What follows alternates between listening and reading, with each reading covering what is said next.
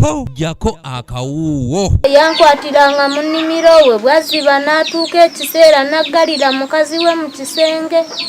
Nanumba mu kisenge kyange n'akimenya n'ankozesa bwampaka n'assaako ejjambiya. Oluvannyuma lw'okulaga emboozi y'omuwala kitaawe Didasi Balugahalo emyaka 6 gwe yakkakanga omukwano mu mawulire gy'akakawuwo okkakkana ng'amuzaddemu omwana ate n'atakomaako n'agaana n'okulabirira omwana.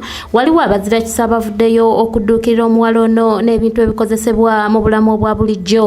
Banave wa maama nga kitange simumanyi. Era okwabanga omumanya n'antwala mu maka ge senkulidde okuva ku myaka 14. N'atuzza eno mu Buganda. Twatuuka eno ne tugendanga mu nnimiro n'antuusaayo n'assaako ejjambiya nti njagala kino. Ne mugamba nedda gwe kitange nti nze okugambye nze kitaawe olina kukkiriza kye nakugambye. Ono nga mutuuze w'e Bukalasa mu disitulikiti y'e Luweero yafunye akaseko ku matama oluvannyuma lw'omusumba abalokole John Bunjo ng'ali wamu n'aba Uganda Tailors Association okuvaayo ne bamudduukira n'ebintu omulwadde obuwunga, sukaali ko n'ebirala bisobole okumuyisa mu njala gy'abadde ayitamu etuuse n'okumuliisa ensigo za ffene ng'ali wamu n'abaana nga bwe twakulaga mu mawulire sabbiiti ewedde.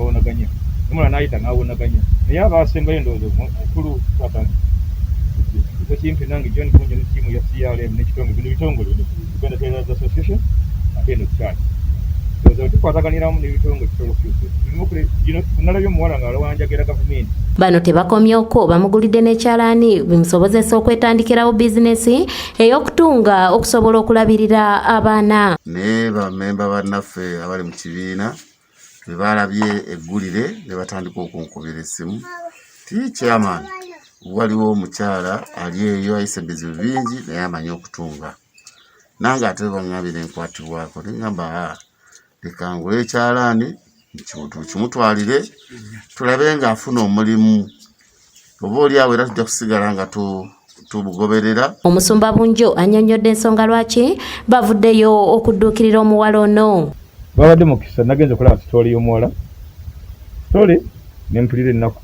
Kati ate story yasinze okuntiisa ennyo ey'ensigo za ffene. Nga mu nsi mu Uganda mukyasobola okuvaamu. Bino ensigo za ffene ffe twazizanyisanga buzanyisa.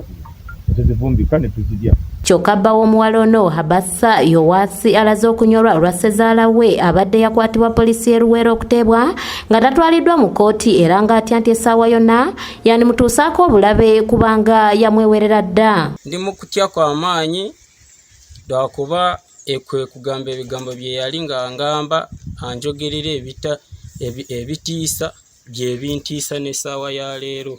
Saagala oti tugenda omukyala ajja kujja akole system yonna ne custody y'omwana tugende mu buyinza bengo gina officially. Saagala mwana oli abonebone kuba y'ensonga ereesezza bino.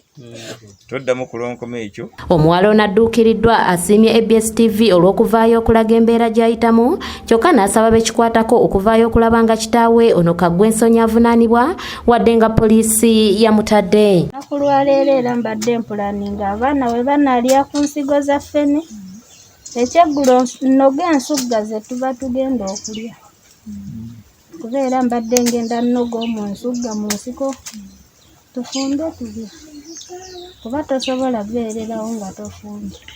Jess Samuel yakusakidde eggulire lino ku lwa ABS Television. Ekyennaku ne mulamu wange yajja eno mu Buganda ne yeeyagala ne kitange.